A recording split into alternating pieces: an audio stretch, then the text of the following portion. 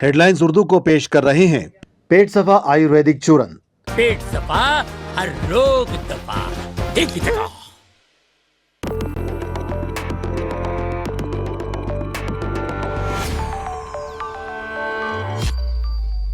नाज़रीन आदाब, मुंसिफ टीम में आपका खैर मकदम है। आप देख रहे हैं हेडलाइंस उर्दू। सबसे पहले नजर डालते हैं सुर्खियों पर। सुर्खियों को पेश करने में ताउन किया है डॉक्टर ऑर्थो ऑयल के साथ साथ डॉक्टर ऑर्थो कैप्सूल्स साथ लेना ना भूलें। गुलमर्ग में हुई बर्फबारी, स्याह मौसम से हो रहे हैं लुत्फानंदोज।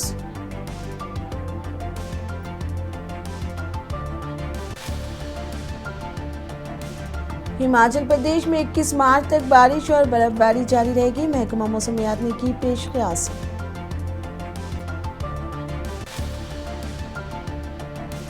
ईरान ने खलीज फारिस की तेल और गैस की तंसीबात पर किया हमला, बड़े पैमाने पर हुआ नुकसान।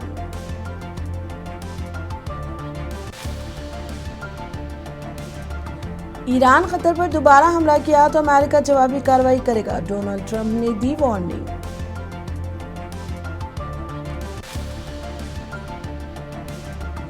ईरान के वजीर इंटेलिजेंस इस्माइल खतीब की हुई मौत, ईरानी सदर मसूद पेजिशकियान ने की तस्दीक।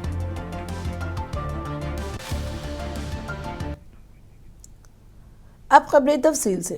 मरकजी वजीर दिफा राजनाथ सिंह आज नेशनल डिफेंस इंडस्ट्रीज कॉन्क्लेव का इफ्तिताह करेंगे। इस कॉन्क्लेव में दिफाई शोबे से वाबस्ता माहिरीन और दीगर कायदीन शिरकत करेंगे। कॉन्क्लेव में दिफाई शोबे में नई सरमायाकारी, इख्तिरात और बैनुल अक़वामी ताउन के इम्कानात पर तबादला ख्याल किया जाएगा।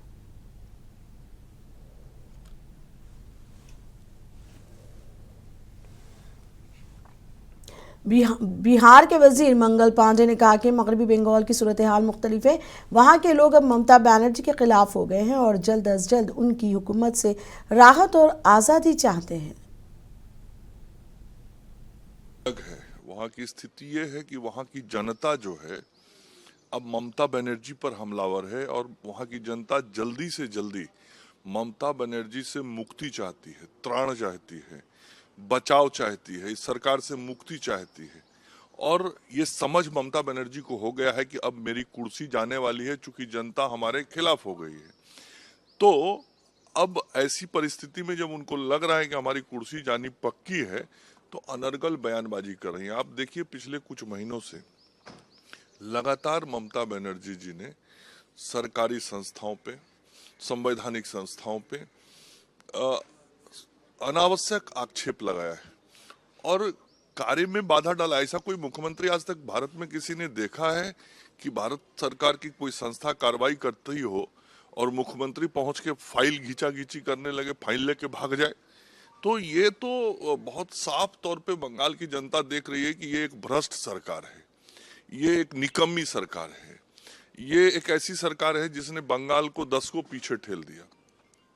तो अब ममता बनर्जी जी को कुछ दिखता नहीं है, तो ये अनर्गल बयानबाजी कर वहां की। चेन्नई में डीएमके पार्टी के टिकट के ख्वाहिशमंद उम्मीदवार आज बड़ी तादाद में पार्टी हेडक्वार्टर पहुंच गए, जहां उनके इंटरव्यूज का अमल जारी है। मुख्तलिफ हलकों से ताल्लुक़ रखने वाले उम्मीदवार पार्टी क़यादत के सामने पेश हो रहे हैं ताकि आने वाले इंतखाबात के लिए अपनी उम्मीदवारी मजबूत बना सके।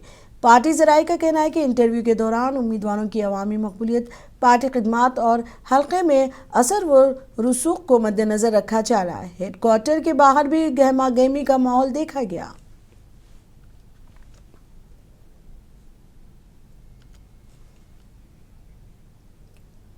तेलंगाना बीजेपी के तर्जुमान एनवी सुभाष ने यकीन जाहिर किया कि आने वाले मगरबी बंगाल असेंबली इंतखाबात में बीजेपी हुकूमत बनाएगी। उन्होंने कहा कि पार्टी सर्वे रिपोर्टों पर भरोसा नहीं करती। उन्होंने कहा कि मगरबी बंगाल के लोग मजबूती से बीजेपी की हिमायत कर रहे हैं। पार्टी को रियासत में अपनी जीत का यकीन है। We say that it's a fake survey report just to motivate the Karyakartas and the party leaders on that, because she has been ruling from many years in the West Bengal, where West Bengal people are deprived of the developmental activities.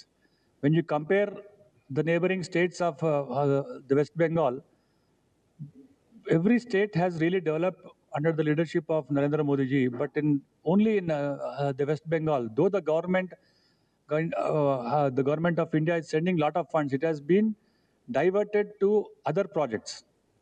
This is the fate of the West Bengal in that.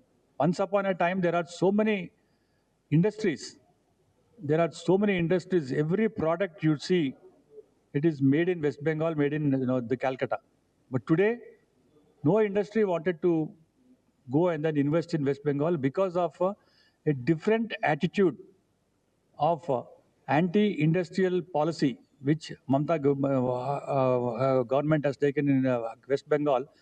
These investments are going to the neighboring states.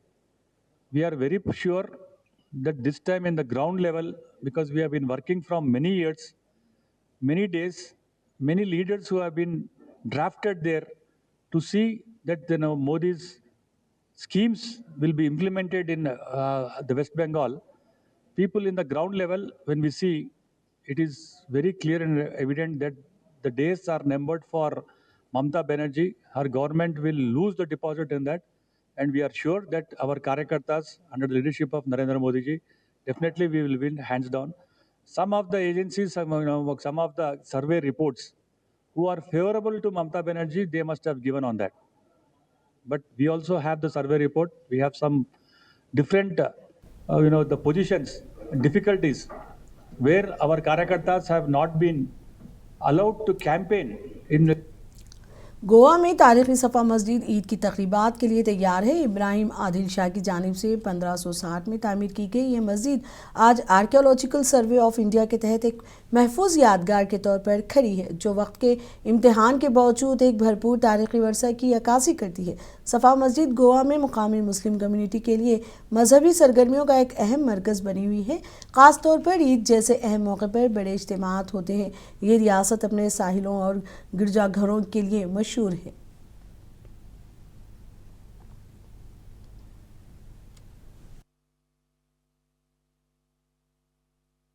ये मैंने 1560 में इब्राहिम आदिल शाह ने बनाई थी, और कुछ ही सालों पहले 30-35 के सालों के पहले ASI ने इसको अंडरटेक किया है एज ए मोनूमेंट। पुर्तगाल टाइम पे ये मस्जिद उस टाइम में, उस ज़माने में जब ये बनी थी तो बहुत बड़ी थी ये मस्जिद। बाद में ये पुर्तगाल वालों का कुछ इन्फेक्शन हो गया और इसको तोड़ा भी, इसको डैमेज भी किया गया हुआ। इससे वजह से अभी ये इतना ही स्ट्रक्चर बचा हुआ है इसका।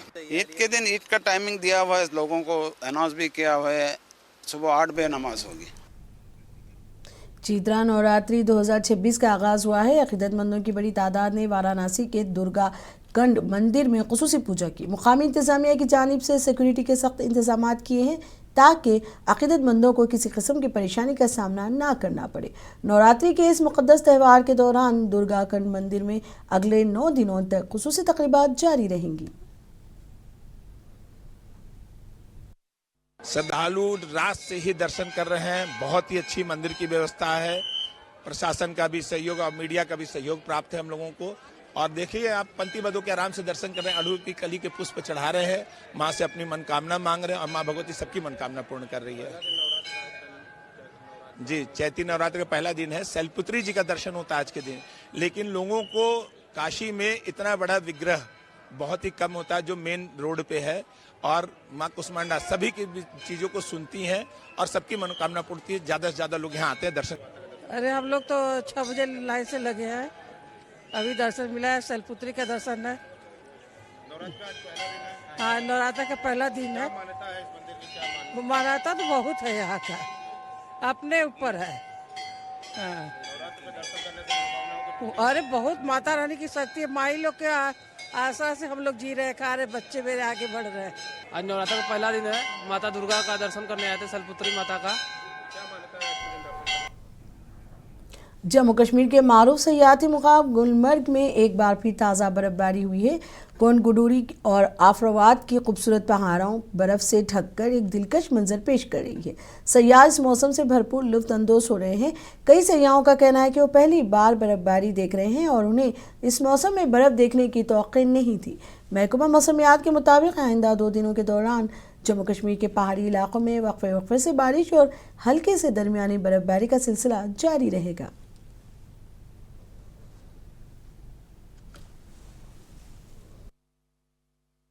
यहाँ बहुत ही सुंदर स्नोफॉल हो रहा है, ये बहुत खूबसूरत है, हमेशा आना चाहिए। और पीसफुल कश्मीर, ब्यूटीफुल कश्मीर। हम यहाँ इस सीज़न में आए और यहाँ पे स्नोफॉल हो रहा है। हमें बिल्कुल भी एक्सपेक्टेशन नहीं थी कि स्नोफॉल मिलेगा। हम बहुत खुश हैं यहाँ पर आके, हमें बहुत अच्छा लगा स्नोफॉल देख के। मेरा फर्स्ट एक्सपीरियंस है स्नो का और मैंने बिल्कुल भी नहीं सोचा था कि मुझे यहाँ स्नोफॉल मिलेगी। I am very happy. यहाँ पे आके हमें बहुत अच्छा लगा, बहुत इंजॉय किया। कश्मीर हम लाइफ में फर्स्ट टाइम आए हैं और हमने जब कश्मीर में पैर रखा तब से स्नोफॉल हो रही है। कि 18 मार्च से लेके 20 मार्च के बीच में जो है एक वेट स्पेल के चांसेस हैं, तो आज मॉर्निंग से ही बारिशें रुक रुक के हो रही हैं और पहाड़ी इलाकों में हल्की बर्फबारी। तो इंटरमिटेंटली ये एक्टिविटी रहेगा टिल 20th आफ्टरनून तक। और इस बीच खासकर 19-20 के बीच में कुछ एक जो हायर रीज हैं, खासकर चिनाब वैली और एडजॉइनिंग साउथ कश्मीर के जो पहाड़ी इलाके हैं, यहाँ पे थोड़ा मॉडरेट टू हैवी स्नोफॉल की भी पॉसिबिलिटी है। बाकी मैदानी इलाकों में अमूमन हल्की से लेकर दरमियान दर्जे की बारिशें और कुछ एक पहाड़ी इलाके खासकर नॉर्थ कश्मीर, सेंट्रल कश्मीर, यहाँ पे थोड़ा। हिमाचल प्रदेश के महकमा मौसमियात ने पेशकश की कि रियासत के मैदानी और बालाई इलाकों में 21 मार्च तक बारिश और बर्फबारी का सिलसिला जारी रहेगा। बालाई पहाड़ी इलाकों में शदीद बर्फबारी मुतवक्के है, जिसकी वजह से दर्जे हरारत में मजीद कमी आएगी, जबकि मैदानी इलाकों में वक्फे से बारिश का इम्कान जाहिर किया गया है। इस मौसमी सूरत हाल के पेश नज़र मुकामी इंतजामिया ने सयाहों और रिहायशियों को एहतियात बरतने की हिदायत जारी की है।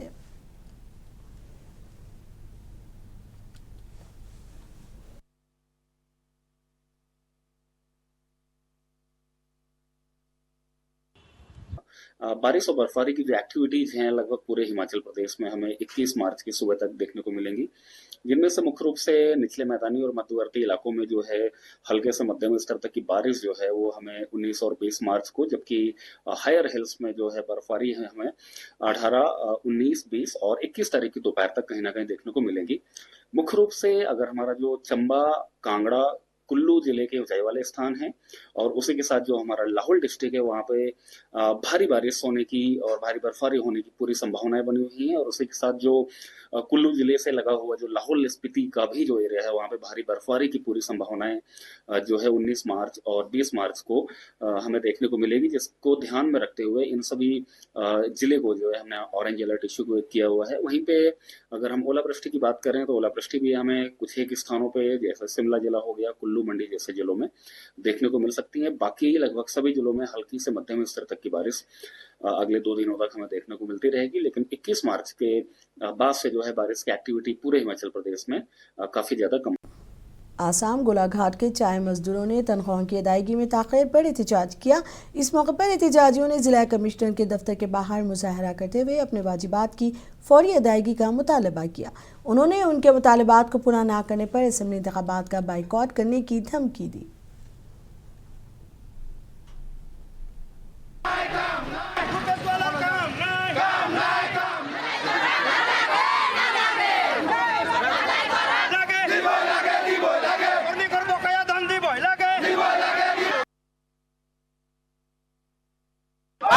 आज रागाजन चाय बगीचा का राज हजार निकल के आए हुए हैं डीसी का आवेदन करने के लिए। बहुत आवेदन कर चुके हैं, लेकिन अभी तक कुछ समाधान नहीं मिले हैं। अभी सरकार क्या व्यवस्था कर रहे हैं इसका हम लोग चिंतित में है। अभी 10 टू रेशन 2 साल हो गया है, वेतन भी नहीं मिल रहा, तनख्वाह भी नहीं मिल रहा है। कैसा चलेगा पढ़ाई लिखा, बच्चा लोग का पढ़ाई लिखा कैसा करेगा, मेडिकल कैसा करेगा, आदमी का चिंतित हो रहा है। मतलब अभी जल्द से जल्द नहीं होने से बूट भी वर्जन करेगा बोलकर राइज का अनुरोध। हम लोग मजदूर लोग कैसे 8 घंटा हम लोग बगान में काम करते हैं, 8 घंटा हम लोग पसीना बहा के देते हैं। हम लोग का पसीना बहाने के लिए तनख्वाह मिलने के लिए हम कुत्ता जैसा भुगतना चाहिए, तो ऐसा हम लोग को मालिक नहीं चाहिए। आज हजार श्रमिक रोड पे निकल पड़ा है।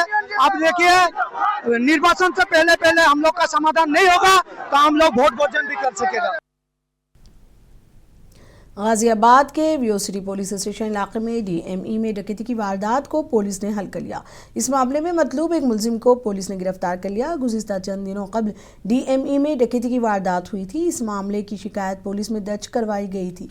पुलिस ने मुलजिमीन की गिरफ्तारी के लिए टीमें तश्कील दी थी। पुलिस ने इस मामले में पहले 2 मुलजिमीन को गिरफ्तार कर लिया था और पुलिस ने अपनी कार्रवाई के जरिए एक और मुलजिम को गिरफ्तार कर लिया।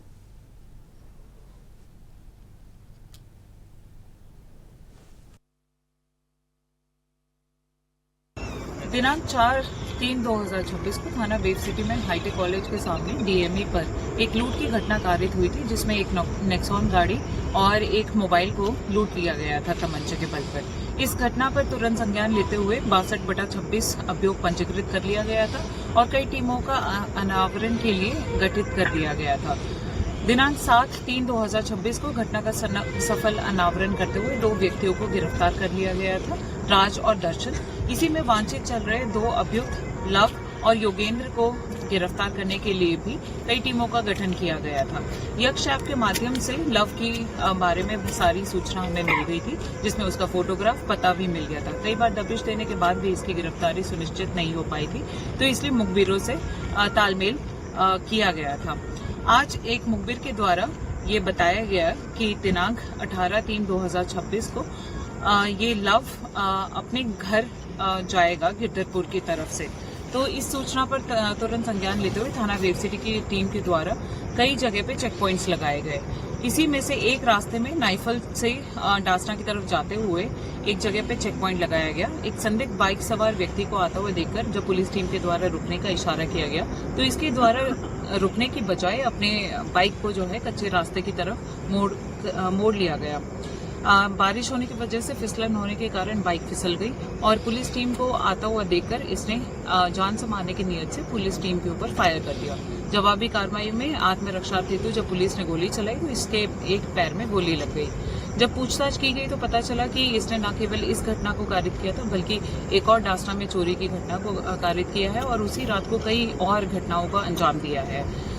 इसके खिलाफ जो है 1 दर्जन से भी ज्यादा मुकदमे दर्ज है और ये बहुत ही जघन्य अपराधी है। जम्मू कश्मीर के जिले रामबन में गुज़िस्ता 2 दिनों से मुसलसल बारिश का सिलसिला जारी है, जिसकी वजह से दर्जे हरारत में नुमाया कमी वाक़ हुई है और इलाके में सर्दी की शिद्दत बढ़ गई है। ज़राए के मुताबिक बारिश के बाइस न सिर्फ मौसम खुशगवार बल्कि सर्द हो गया है, जबकि बालाई इलाकों में ठंडी हवाएं भी चल रही हैं। शहरियों को एहतियाती तदाबीर अख्तियार करने की हिदायत दी गई है।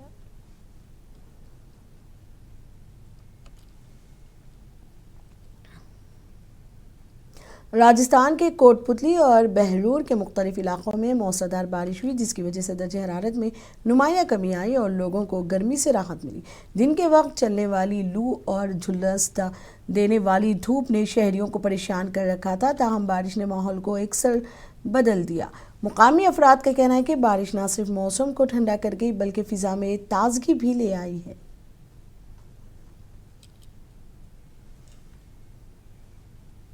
सऊदी वज़ीर ख़ारजा शहज़ादा फैसल बिन फरहान ने ईरान पर अपने पड़ोसियों पर दबाव डालने की कोशिश करने का इल्ज़ाम आयद करते हुए कहा कि रियाज़ कशीदगी के सामने नहीं झुकेगा।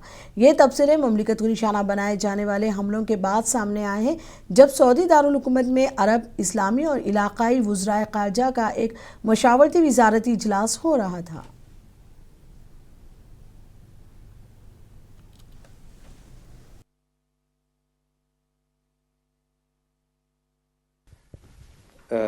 The targeting of Riyadh while a number of diplomats are meeting, I cannot see as coincidental.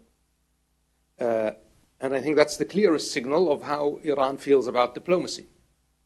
It doesn't believe in talking to its neighbors. It tries to pressure its neighbors. The kingdom is not going to succumb to pressure. And on the contrary, this pressure will backfire. Will backfire politically, will backfire, I believe, morally, and certainly, as we have stated quite clearly, we have reserved the right to take military actions if deemed necessary. Iran खलीजी तेल के बुनियादी ढांचों पर हमला कर रहा है। एक बैलिस्टिक मिसाइल हमले ने कतर के अहम कुदरती गैस मरकज़ को निशाना बनाया, जिससे आग भड़क उठी और अहम बुनियादी ढांचे को बड़े पैमाने पर नुकसान पहुंचा।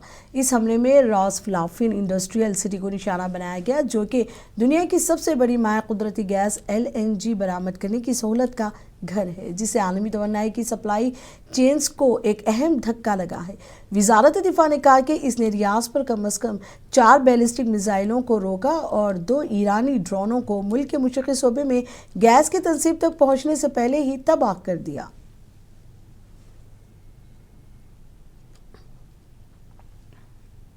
अमेरिकी सदर डोनाल्ड ट्रंप ने यकीन दिलाया कि इसराइल ईरान के बड़े गैस फील्ड जनूबी पारस पर मजीद हमले नहीं करेगा, लेकिन उन्होंने ये भी कहा कि अगर ईरान ने कतर पर दोबारा हमला किया तो अमेरिका जवाबी कार्रवाई करेगा और पूरे खित्ते को उड़ा देगा।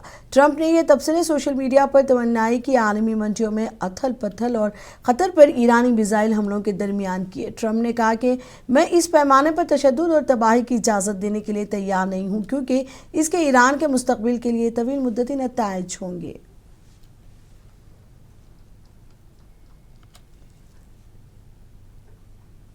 अमेरिकी सदर डोनाल्ड ट्रंप ने डेलावेयर के एक फौजी अड्डे पर मशरक़ी वस्ता में हलाक होने वाले 6 अमेरिकी फौजियों को खिराज अक़ीदत पेश किया। एक अमेरिकी फौज का ईंधन भरने वाला तैयारा मगरबी इराक में गिरकर तबाह हो गया था, जिसके नतीजे में 6 अमेरिकी फौजी हलाक हो गए। यादगारी खिदमात के बाद तमाम फौजियों की मैयतें उनके अहल खाना के हवाले कर दी गई। ईरान के साथ जंग शुरू होने के बाद ये दूसरा मौका है कि रिपब्लिकन सदर ने इस तरह की यादगारी तकरीब में शिरकत की है।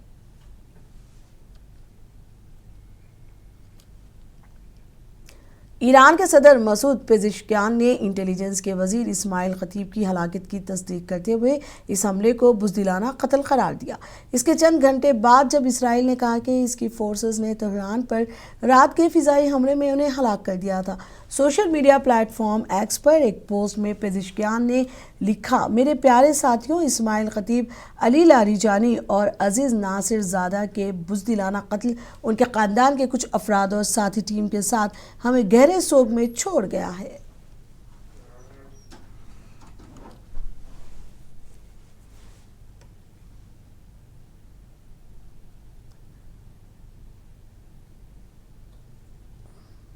इसराइल और अमेरिका के मुश्तरका हमलों में ईरान के आला सिक्योरिटी अहदेदार अली लारीजानी और बसीज फोर्स के सरबराह जनरल गुलाम रजा सुलेमानी हलाक हो गए, जिसे ईरान के लिए बड़ा धचका करार दिया जा रहा है। जबकि खित्ते में ईरान और इसराइल के दरमियान शदीद जवाबी हमलों का सिलसिला जारी है।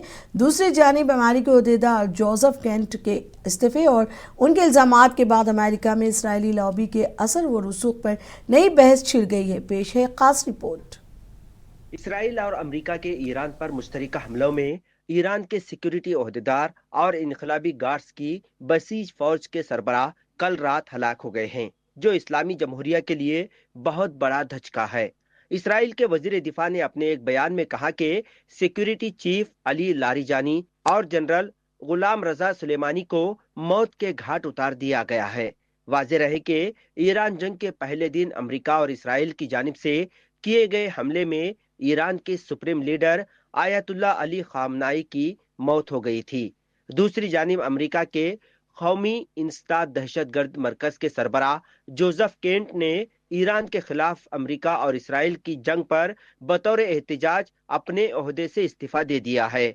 अपने इस्तीफे में उन्होंने कहा कि ईरान से अमेरिका को कोई खतरा नहीं था और इसराइली दबाव की वजह से ट्रंप ने जंग शुरू की थी। जोसेफ केंट पहले ओहदेदार हैं जिन्होंने ईरान जंग की वजह से ट्रंप इंतजामिया से इस्तीफा दे दिया है।